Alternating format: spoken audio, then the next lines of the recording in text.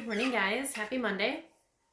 So I've had a lot of people message me about healthy lifestyle and how to change, and it's been a common trend through the years with coaching and just the oils and the lifestyle that I live. People have these boundaries that they create with themselves that prevent them from getting to the next level, getting to the next step.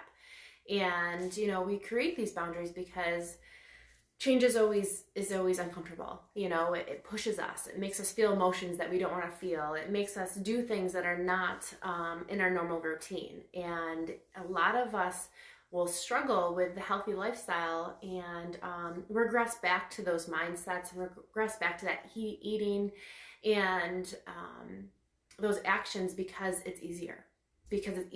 And we just feel better in that spot. So I have a couple tips that can maybe help you and to kind of refocus yourself and get you back into the right mindset to go. So like the biggest thing that really hit me and hit myself is I was constantly trying to get to that person and get to that lifestyle, and I was sick of being frustrated. I was sick of being hard on myself. I was sick of feeling overwhelmed. I was sick of feeling like I was failing myself, and I just didn't like those emotions. I didn't like how that felt. And, we are people that we're always going to want to improve ourselves, right? So we can never sit here and be like, oh, I'm perfect. I'm not moving anything. And that's okay. But, when you have these specific goals for yourself, you have to remember that where you are right now today, like where you are, no matter if you're doing awesome or if you're like working on things, you're transforming, or you're just like, yeah, I need to improve something, you're in a comfort zone. Okay, what you have right now is a comfort zone, and your patterns and your habits and the things that you routinely do without even thinking about is a comfort zone. And you've created that in your subconscious mind, in your mind, and that's why it's so hard for us to take us to the next level and to change things, because your body has literally allowed you to find comfort in those habits that you're doing. It's a true fact, and this really hit me when I learned this, and I think about this all the time. Your subconscious mind creates a habit because you're good at doing it. It does not create a habit because it's good for you. Okay, so think about that. We do things routinely. So for example, I used to love sweets. I love sweets, right? And I was good at just eating sweets and not having any control. I mean, I could literally finish a container of brownies by myself, even though it made me feel sick. I was good at doing that. And your body finds comfort in the things that you master. But again, it has no discernment on whether or not that master level is benefiting you or not. So now we take that information and we really think about those habits and those patterns and those lifestyle things that we really want to control and change, and how it's been hard to move past that because it's just easier for us to do the worst. And then we get upset with ourselves because we did it again. And you have to now separate those emotions in that process and know, okay, the person that I'm fighting with right now, that emotional hurt that I feel, that overwhelmingness, that failure feeling, or that feeling like I'm just not helping myself, or I know I need better, is because of the comfort zone I've created. And all you have to do is create a new comfort zone. The really neat thing is if you continue to do a new pattern and you do a new habit, your body then shifts from this comfort zone to this one. Same thing, like for example, you go and you take a new job, right? You did well with that job, you understood the pattern, and you made a pattern and habit of doing that job over and over again.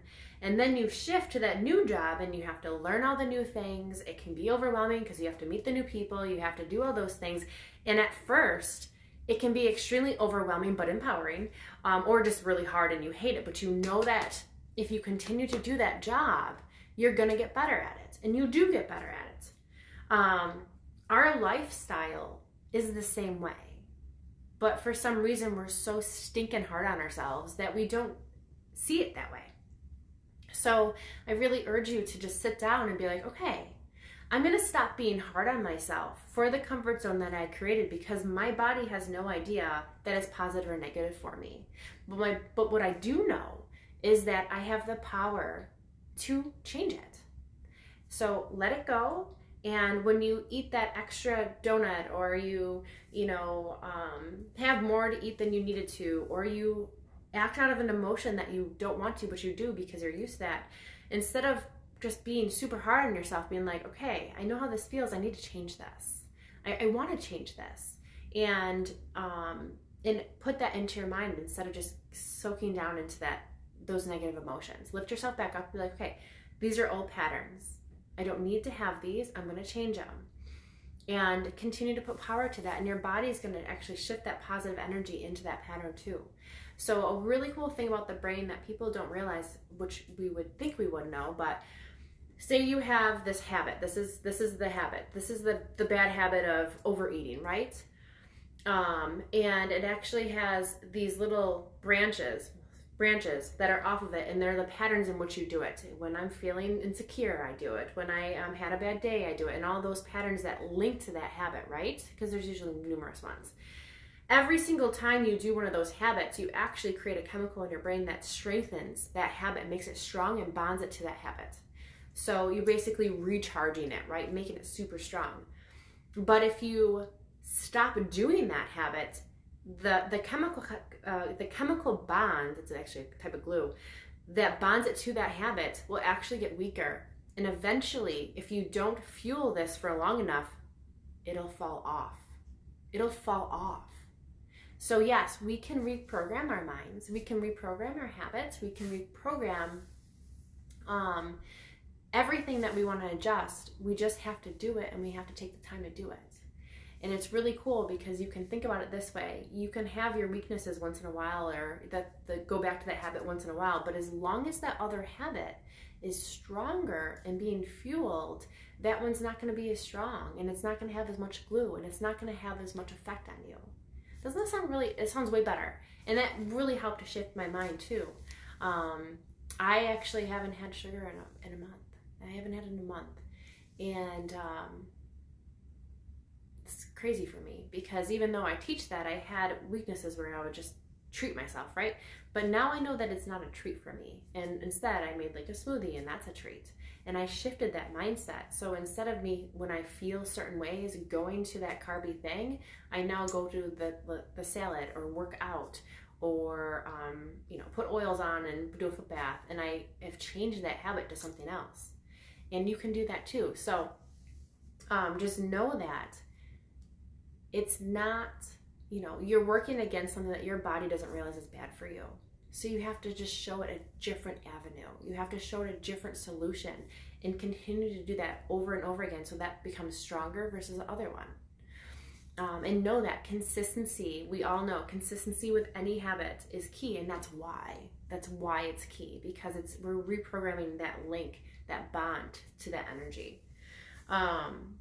When it comes to eating, fuel your body, and think about this. Whatever you eat is literally what you're being made of. Whatever you're eating and consuming is what your body is using to build you. And that is huge. So if you go to reach to that, you can actually just think, is that actually going to make me stronger? Because we can, it's just really interesting, because for some reason our society has shifted that mindset of food as pleasure, and it can be pleasurable, but we're forgetting that it's for us. It's building who we are, and it's building our body, it's building our mind, it's building our life. It's building our endurance and our strength and our stamina to live years beyond us. And if you're constantly fueling it with things that are not healthy, sugars, boxed food, processed food,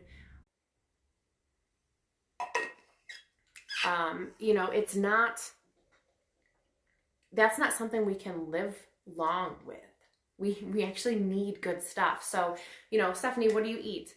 My staple is vegetables because they have the most nutrients and they have the most minerals in them. So I make tons of vegetables, and then I'll have a protein, and then I have some fruit, and I have like a simple complex carb like a quinoa or a rice or a really healthy grain for myself. And those are what my meals are based on.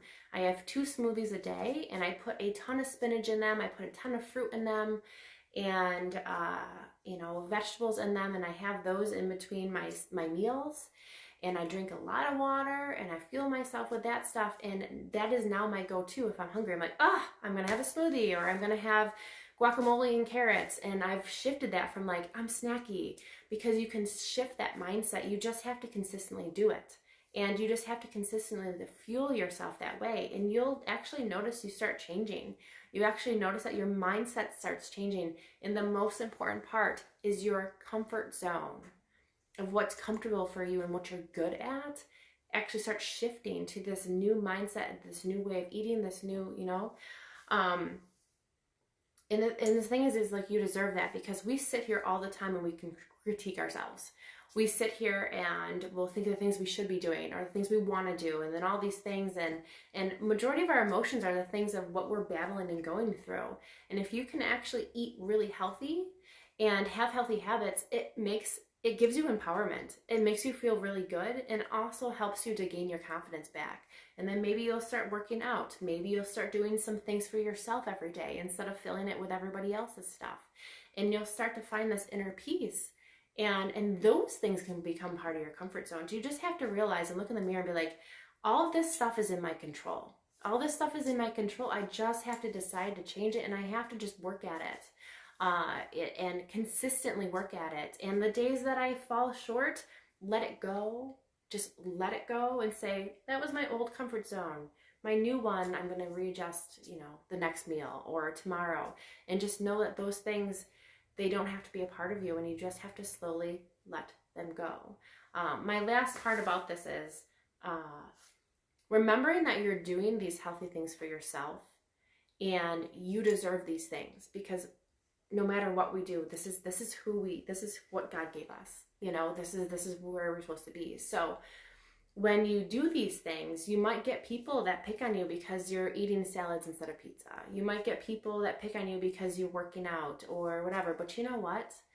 That has nothing to do with them. And I've had so many boundaries with people looking at me and, how do you live like that? That's not real. But you know what? Why can't my lifestyle and the way that I feel and the best part of me be normal? Why can't that just be normal? And the really interesting thing is the better you feel, the more people start to actually, oh, well, I guess that is working for you.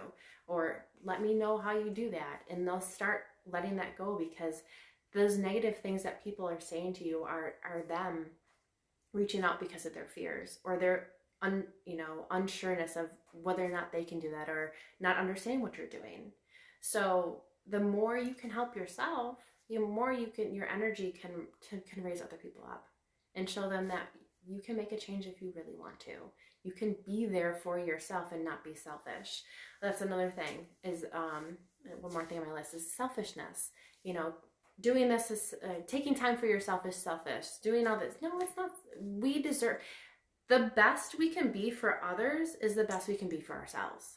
And you all know that. If you're constantly giving all that energy to other people and you're not helping yourself, you're not doing good things for yourself, eventually you're going to spiral into this hole, and then you got to dig yourself out. And then everything crashes, because then they're out of balance and you're out of balance because you're not helping them in this way. But if you don't do good things for yourself, eat well, put yourself first, you can't put others first. And you know that too. So I hope this is kind of like a good motivational thing for Monday, and really helps you to realize that, being there for yourself is not selfish. Helping yourself to move out of comfort zones is going to be hard, but you can do it, and you will do it, because we're constantly moving from comfort zones. And remember, your comfort zone, your body does not discern whether or not it is positive for you or negative. All it knows is that you do it well. But I will guarantee you, if you're doing something positive for yourself and moving it into the comfort zone, you will see way more rewards with that comfort zone versus the one that's not good for you.